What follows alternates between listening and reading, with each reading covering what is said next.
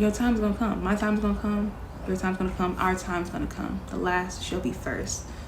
The first shall be last. Period.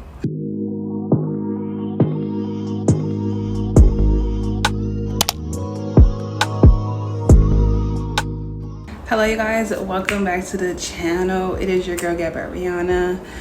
If you're new, welcome. If you're returning, you locked in, you subscribe. I'm happy to have everyone here. As y'all see, we're going to continue the Artist Week Challenge. We are in week 10, which is so crazy, which is like amazing. It's surreal a little bit. A little bittersweet moment because it's like we got 2 weeks left and then we're like done. I got some notes for this week. I'm super excited. I haven't even closed out last week yet and I just kind of jumped into it. But this week I'm being very intentional. Last week was like my little break. Not even a break, but like it was a drought, which is so interesting because this week we talk about droughts. So this week of the Artist Week Challenge is all about recovering a sense of self-protection. And I have my little notes, y'all see here. And I'm just gonna get right into it. Basically this week it talks about workaholism, it talks about droughts, and it talks about fame, which is, I'm excited to get to that. So the first thing that I wrote down, it was a quote. It says, creativity is God energy flowing through us, shaped by us, like light flowing through a crystal prism. It basically talks about your creativity, your artistic expression, or just being a creative in general. That's your God-like energy. And I always say, like, whenever I feel closest to God is when I am creating, because God is the creator of all things. So it's like, of course, in the moments when I'm being creative myself, where I feel God's presence the most. And I just think it's so beautiful and it's amazing, because we all have the God-like energy of creativity, and it's going to materialize and manifest and look different for each person. It's not always the typical like artsy music, film, painting, writing, all of those things. Creativity is everything. I think everything is creative. Art isn't everything. Art is everything. There's art and creativity in literally everything, even like non-creative things like teaching and like coaching or mentorship or whatever the thing is. And it doesn't have to be creativity because God is in everything. God is omnipresent, so of course God-like energy is in everything. But then it talks about your blockages. And what is your blockage? Basically it breaks down, like for each person it could be something different. Like it could be food, it could be alcohol, it could be, they said sex, it could be pretty much anything. I would correlate that to asking, like, what is your kryptonite? Like, what is the thing that is kind of keeping you from being creative or keeping you from operating in your creativity?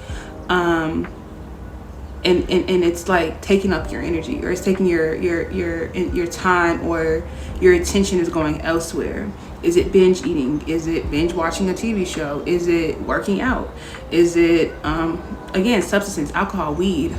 Is it sex? Is it a person? Is it a relationship? What is the thing that's blocking you and stopping you from being creative? And so it says here that blocking is an issue of faith, and the choice to block is a creative U-turn. So choosing to spend your time eating, consuming foods, or like what's your consumption? Like I'm real big on consumption. Or social media, that could be something that's blocking you too. Spending all your time on social media or watching other people create is also a blockage from you creating yourself, because you're spending your time consuming someone else actually creating, or seeing someone else creating instead of you actually doing the thing. And it says, rather than trust our intuition, our talent, our skills, our desires, we fear where our creator is taking us with this creativity. For most of us, happy is terrifying, unfamiliar, out of control, or too risky. And I talked about it I think I talked about it a little bit last week, but also a previous week, about like the fear of success, or the fear of, not really success, but like the fear of, again, me being a full-off creative and allowing that to be what sustains me, provides me abundance, provides me joy, provides me purpose and happiness and all the things, and me stripping away completely from working like a 9-to-5 or, you know, a basic job or something like that. And being fearful of the fact that you're creating full time can actually sustain you. It will sustain you, and it can bring you joy and all the things. And that is a reality. That is a life that's out there for you to experience and to live, where you are creating full time, and that you don't have to compromise or settle for doing something else, and your creativity just being something that you kind of push to the side or just do when you have the time to do it. Instead, that is what you do. And oftentimes we are fearful of that because it's unfamiliar territory. I talked about this, how it's like it would be so unfamiliar for me to, when I'm experiencing this life of being a creative full time, and I'm just allowing my creative urges and endeavors and desires to like be what sustains me, especially financially, because again, it's this stigma, it's this mindset and this, thing out there where like you can't be a creative full time, and that actually brings you sustainability, especially financially, and you're like well off, and you're not having to pick up like side hustles and all that. Because I believe hustle culture is like, I don't condone that. I don't co-sign that. I don't think that anyone should have to have more than one job or one stream of income to be able to sustain themselves fully, comfortably, while all your needs are being met and you still having things left over to like for play. I feel like we should live in a world, and we can live in a world where one stream is enough. Like having multiple streams obviously is a great thing, and multiple streams can be different things. It isn't, it can materialize in different ways that look different for each person. But I feel like we shouldn't idolize hustle culture or idolize being a workaholic, which is what this week talks about, is workaholism. And it says that let's get into that. Workaholism is a block, not a building block. And basically to be combative of like workaholism is setting boundaries, not allowing your work to consume you, overconsumption, or I would say be more mindful of what you're prioritizing and what you're spending your time doing. I am not a workaholic. I do have a regular job, but I is not consuming my life. It's just that, it's just a job. But there are people who work 9 to 5s, and their 9 to 5 is working outside of those 9 to 5 hours, and they're just working, and then when you spend all your time doing that, it takes away from the time for you to be creative. It takes away from your time for yourself. It takes away from your time to spend with your family, with your friends, do things that you enjoy, etc. Like this world, this society pushes hustle culture. It pushes work. It pushes all of those things to deem yourself as productive, to deem yourself as worth, as having some type of worth or value, which I believe I wrote that down. It says here, for workaholics, work is synonymous with worth, and so we are hesitant to jettison any part of it. And this is interesting because there was a period where I lost my job, which was like, I hear a cat, y'all. I keep hearing this cat. Like 3 years ago.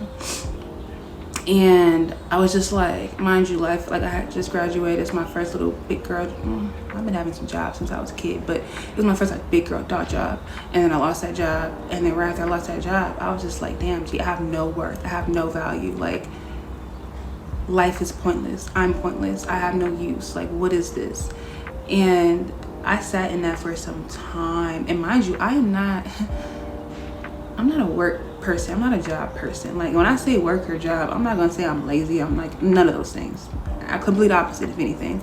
However, me in a 9 to 5 or just a regular job is just against the grain. It's very like uncomfortable. It's like, I don't know if it's a neurodivergency in me. What is it? But I just also don't see the value or the point in it too. A lot of it's just like, okay, what is this? Who cares? Who cares? It's all made up stuff that doesn't really matter. But when I lost my job, I was just like at a point of like feeling very worthless, and I'm just like, what? And it was the domino effect of a whole bunch of other things happening too. So then I was just like, what is life? Like, what is going on? But then it took me some time to get out of that. It took me some time to get out of it, and I realized, honestly, that's where I spent more time actually starting to create. I think I did my YouTube channel, not my YouTube, my podcast. I just started doing more things creatively. Painting, I paint and stuff too. I be drawing. I ain't expressed that side of me just yet. But I do a lot of things creatively, and I had the time to just create. Like, I learned anything. Life is all about choices. You can choose to be sad, and you can choose to be happy, or you can choose to get out of your sadness and not sit in it. And in that time, I was just like, because all I knew was work. I've been working since I was 15 years old. I'm 28 now. I have been working since I was 15, and even outside of that, before I turned 15 and I was able to work, I was still doing like adult things and being very responsible as a kid, and all that stuff is very exhausting. So by the time I came an adult and I had to really adult, I was just like, oh gosh. I've never really had the experience of not having to adult and be responsible, so that when it wasn't a point where it mattered the most and I didn't have like a financial support in that way, or stability, it did a lot. It took a toll on me, especially when all I knew was working. Like, I stayed with a job. Even when I was a kid, I stayed with a job. If I'm leaving one job, I'm going to another job. I would have a job before I left the job, and I stayed with a job. I would have worked more than one job at a time. Maybe I stayed with a job. So for me to get to a point where I wasn't working, I was just like, what is you're useless. You have no point in society, because society will tell you that if you don't work or you don't have a job, it's like, oh, you're useless. You have no value. You're not adding it. You're irresponsible. You're all these things, and it's just like, don't equate working or having, or even, no, I'm not gonna say having a job. Well, yeah, even having a job, because again, we talked about how abundance is more than just monetary things, and abundance can materialize in a multitude of ways. And it's not always, we think that our abundance monetary wise is gonna come from a job, but no. I've been in experiences because of that experience where I'm just like, God will really show out for you, and you would see how abundance is more than just a paycheck, that you're getting from a job, working at a job that you absolutely don't even, at one that you don't like, that you hate, that's stripping away from you, not really adding value to you or allowing you to add value to it. And I learned all that when I was 22? I think 22. Yeah. And so for me to be 28, to think that was 6 years ago is crazy.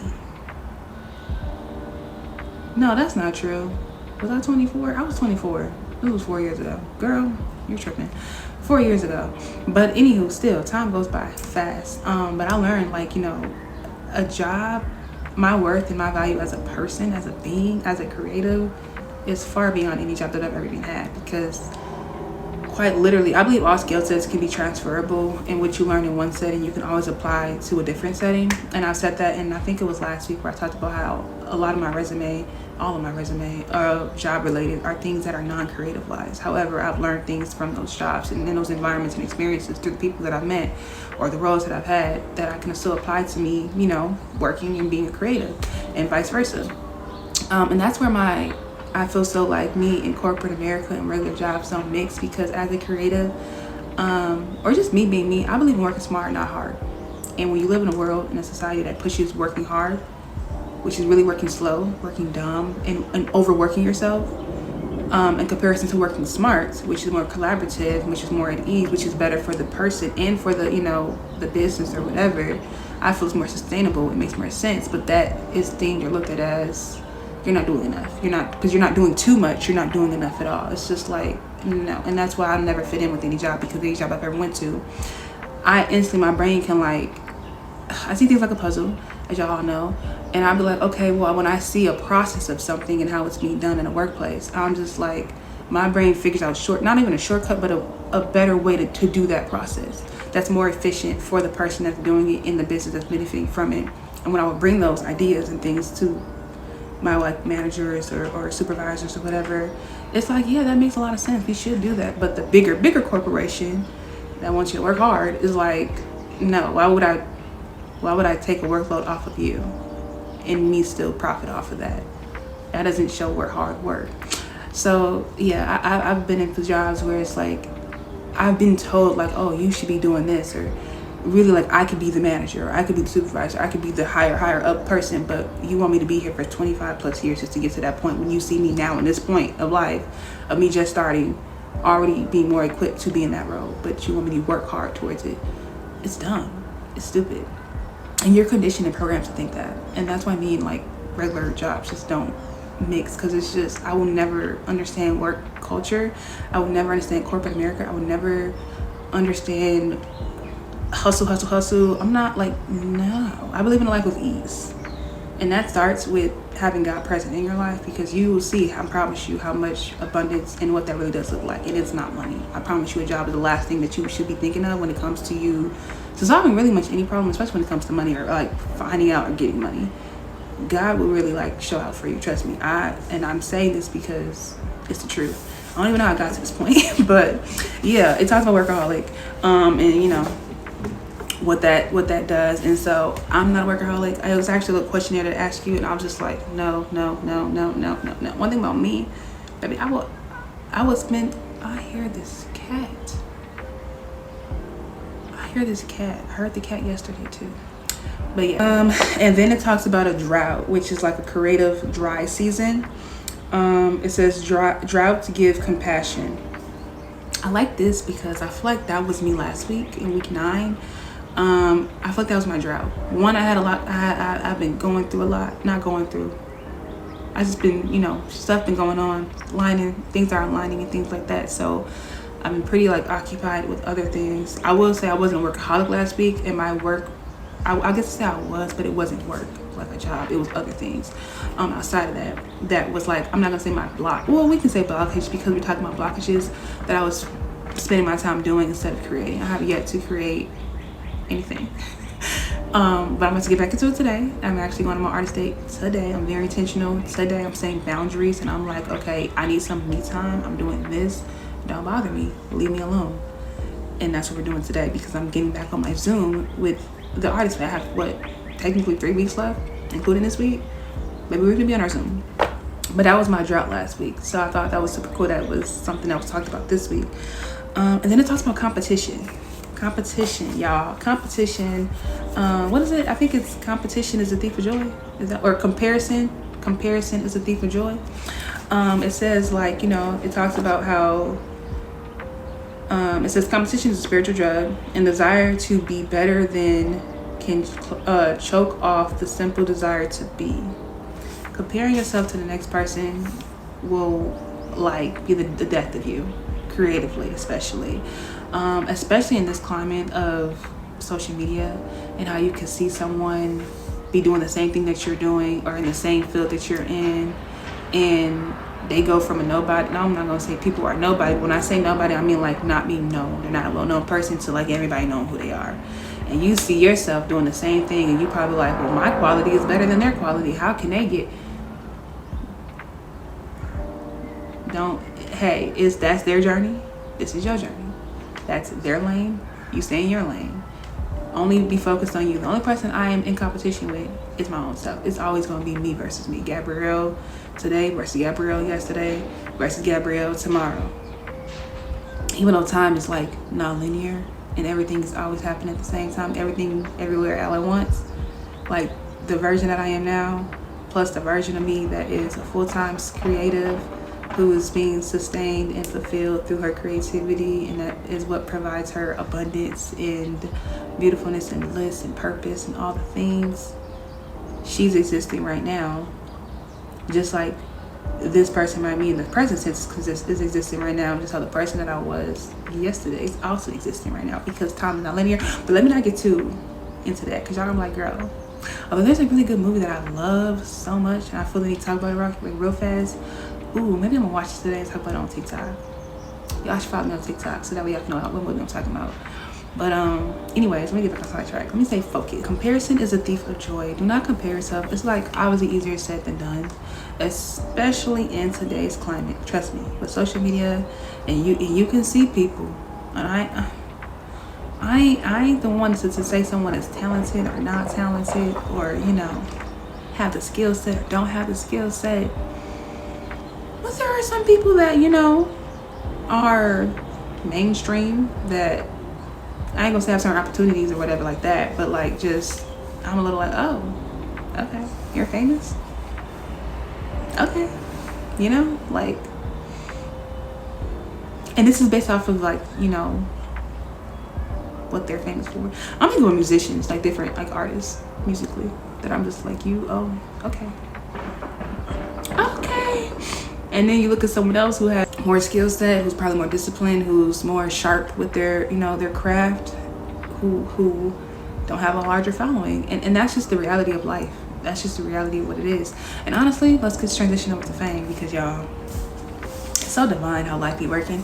And I just love my brain, because the way my brain is and how I just naturally just correlate things to other things, and it just be making so much sense. I just be so in awe of myself, truthfully speaking.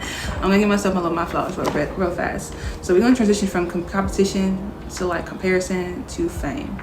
And I feel like that's where a lot of this come from. It says fame, the desire to attain it, the desire to hold on to it, can produce the how am I doing syndrome. This question is not, is the work doing well? The question is, how does it look to them?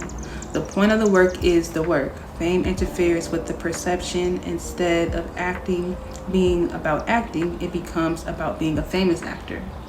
Instead of writing being about writing, it becomes about being recognized, not just published. We all like credit where credit is due. As artists, we don't always get it. Yet focusing on fame, on whether we are getting enough, creates a continual feeling of lack. There is never enough of the fame drug. Wanting more will always snap at our heels, discredit our accomplishments, erode our joy at another's accomplishment. So basically saying that fame is something that's being used as a unit of measure of success. So fame, interesting. I am someone who's very like to myself. I don't really care to be known, honestly. Like, even just posting on social media is a challenge, because I just be, y'all don't even understand how often like I be wanting to go like off grid. That's actually my plan in life, is to like literally go off grid, have my own land with my produce and gardens, my land, my homestead, my home with my tribe, and we just vibing in our own space, like we're in our own world, literally a different world. I love that TV show, it's my favorite show. But like that's like the plan, that's the goal. And just creating, just living and experiencing and being. I don't care to be known, like I don't care to be known, but it's often the people that don't want to be known, that don't want to be stuck front and center, that don't want attention, that don't like attention, that God is like, you're the one that's going to be the one that's going to be able to send this message, or to whatever the thing is. But then there are people that want the fame, that want to be the center of attention, that want all eyes on them, all eyes on me. That's Tupac, which is so interesting because we're gonna transition over to Tupac. I love Tupac so much, y'all. Like as a musical artist, but especially as a person, just his brain and his mind, and just watching his interviews. I'm telling you, like that man was way wise beyond his years. This is one interview of him when he's like 17 years old. It's like about an hour long of him just, you know, talking about a whole bunch of different things, and it's just to have saw how just full of wisdom he was at such a young age. I just think even more outside of that, I don't even know how I got to this point. Well, I guess I do know, but because we're going to transition over to a song that about of his. But I just find it very interesting that the impact that he had for all of like what, like 9 years about ish. Because he started as a poet first, and he started with poetry, and also like he went to, I think it's Baltimore School of Arts, and that's where he met Jada Pinkett Smith. They met at school, and he started with poetry, and then, but anyways, he was 17 years old in this interview, and it was for like the impact that he had from the time of him being 17 to 25. That's such a young age, baby. That's so young. It's so young. But it goes to show like each person has their own time of when it's their time to quote unquote shine and like be impactful to the world and share, you know, their gifts and share what God brought them here to do. Because I talked about last week about like, you know, feeling like you're too old for something, you're too this. No, when the time is right, when the time is divine, that's when it's going to happen for you, no matter what the thing may be.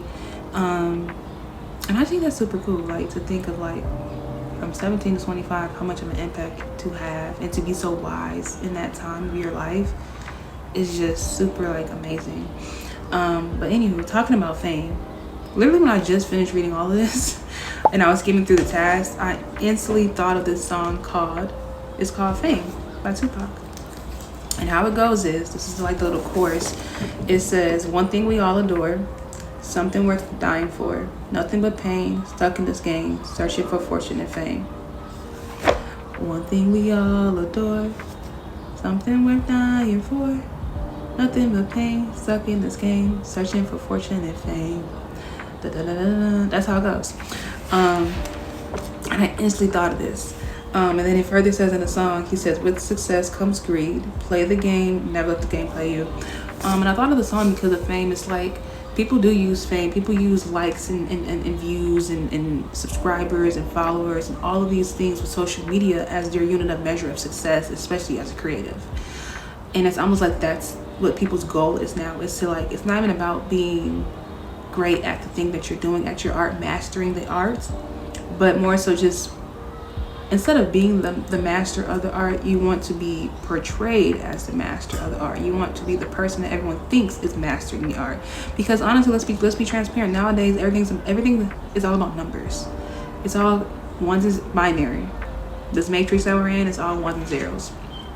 It's all about numbers, right? It's not about real influence. It's not about real impact. It's not about real, intentionality, genuality, being authenticity. It's all about the numbers. It's all about who has the most views, who has the most likes, who's the trending person or thing right now.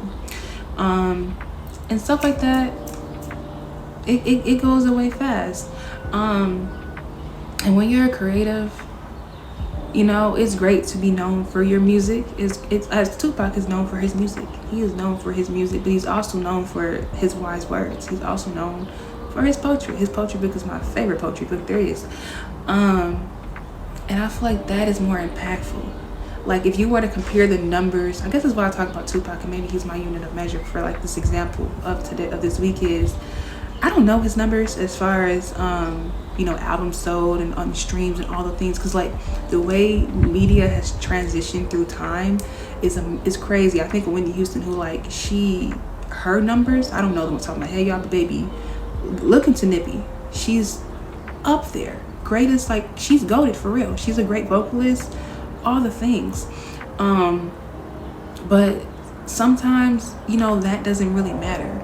It's more of the impact of what the person has. And I say that to say, yes, Whitney Houston has amazing metrics when it comes to her music and album sold and all the things. Same for Tupac. But no one's talking about the numbers. No one's talking about all of that. We're talking about the impact of his music. The fact that it's 8 years? I don't even know when he transitioned. Later. And his words, his wisdom, his overall essence of him being who he is. That's why I say your superpower is being yourself unapologetically, authentically, through and through. That's your superpower. Can't nobody strip that away from you. Can't nobody take that away from you. Can't nobody be you better than you. You know what I'm saying? Somebody could try to be you. Somebody could try to do what you do, but they're not you. They can try to think how you think or whatever. They are not you though. It's, what is it, Dr. Umar? But you're not me. You're not me. I told you this before.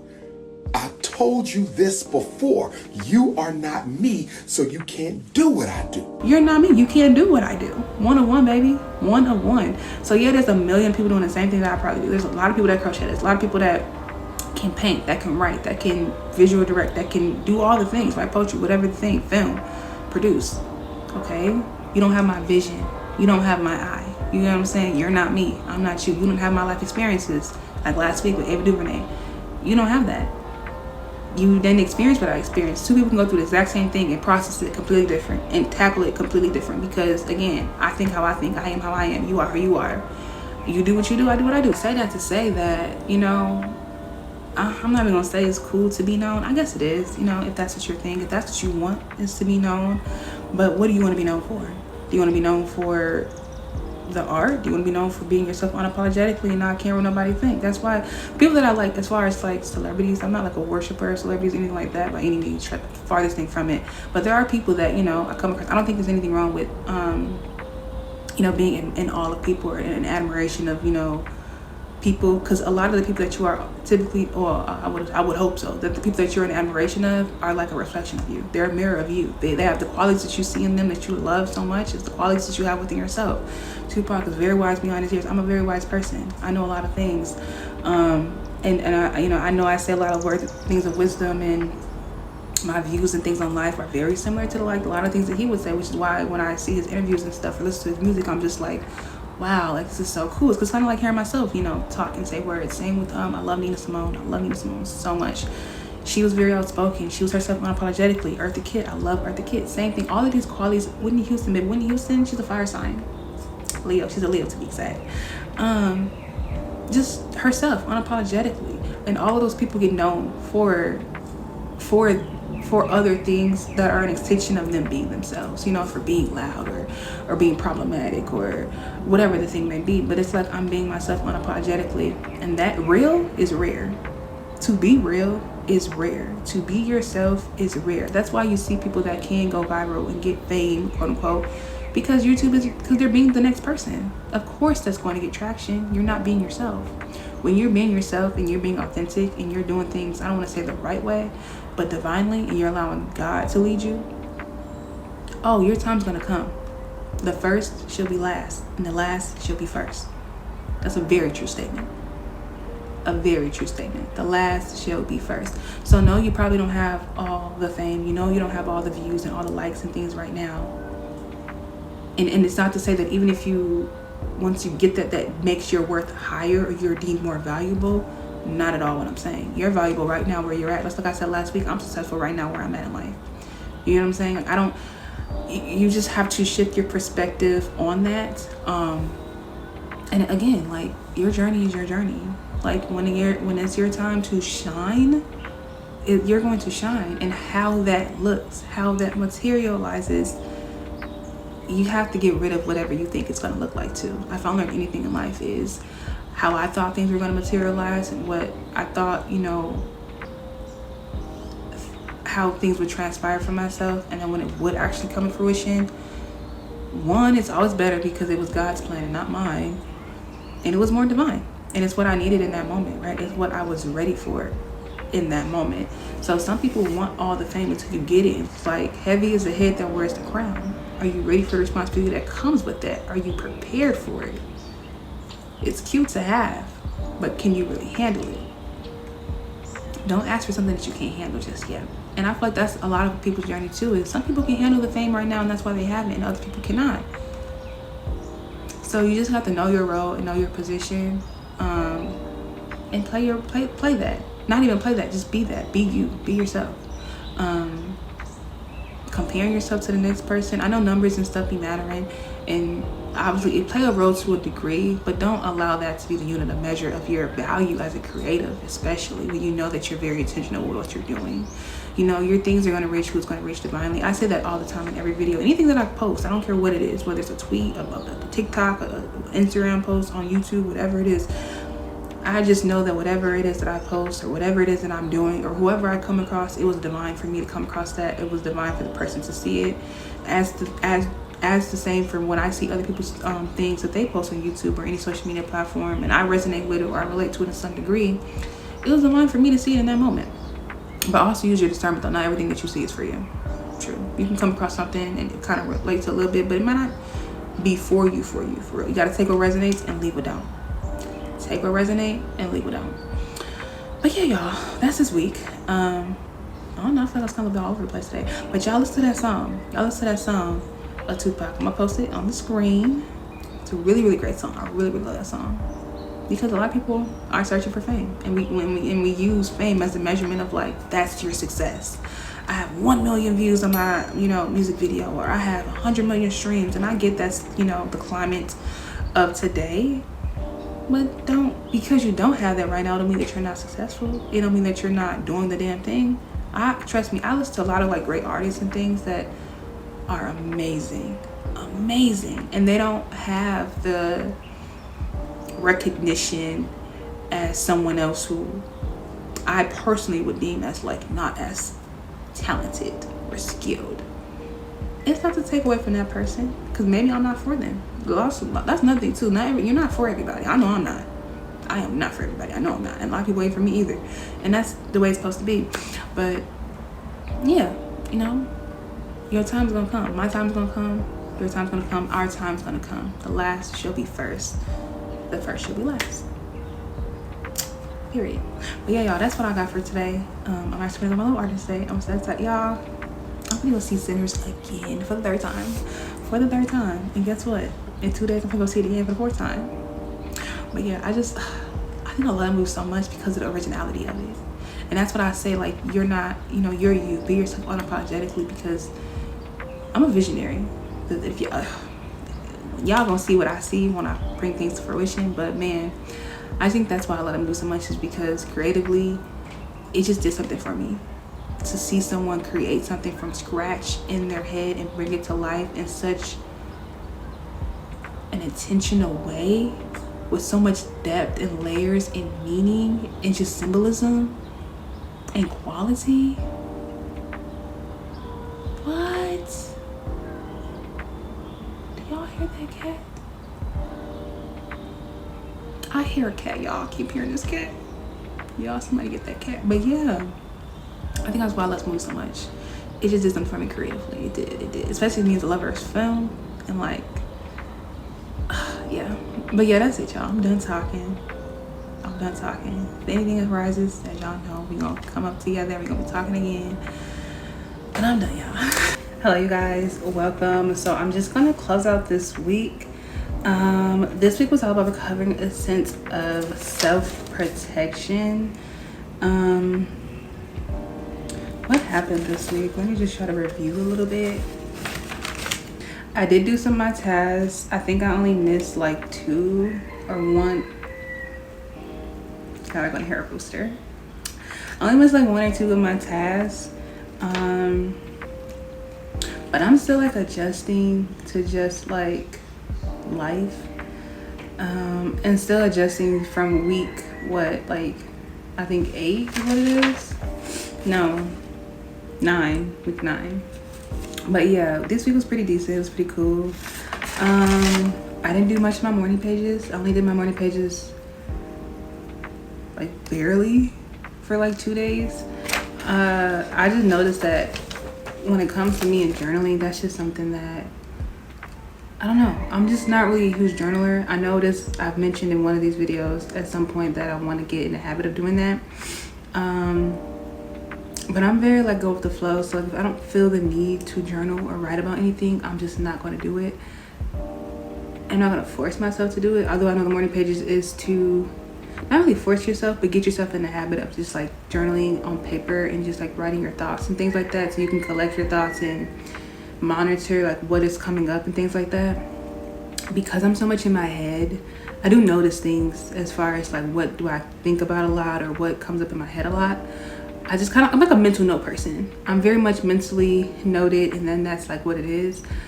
So throughout this challenge of the artist way, the one thing I know that like I would definitely want to improve on moving forward just in life in general once I finish is the journaling and the morning pages and just longhand writing, being able to longhand write, it's really challenging for me to do that because my brain is like everywhere at the same time. And I always say I have like a bunch of tabs open. That's because I literally do have like a lot of tabs open in my head. So it's really hard to journal of thoughts because then it just kind of look, I don't know. It's just really challenging for me to do. So it's going to take some time for me to get to the point of being able to like journal longhand. Which there was a point in time where I was able to. I don't know what happened in between them. Maybe my ADHD and the neurodivergency, it's just like it got heightened or something, and it's just like very challenging for me to do that. So I know that's the one thing that I'm for sure like gonna be holding myself accountable with of saying like, or acknowledging I'm going to be intentional with working on that. How that looks, I'm just like, I'm trying to figure that out because I tried to work on it throughout this journey. And yeah, it's just me and writing longhand is a challenge just because my brain is just everywhere. So I didn't do a whole lot of morning pages. I'm already actually in week 10 and I haven't done any morning pages since that too. This is why I'm talking about this. But I needed to close up this video. But overall this week was pretty good. You know, I did do a lot of my tasks and I've already set the intentions and I've actually started my tasks for the next week. But I just want to come on here and close up this video because we're gonna get into next week. So yes, y'all, of course, y'all already know. If you're watching this, I implore you to do the Artist Way Challenge if you're not already doing it. And if you're enjoying these videos, if you're vibing with me, whatever, then like, comment, subscribe, share, do all the things. And I'll see y'all next week. Bye.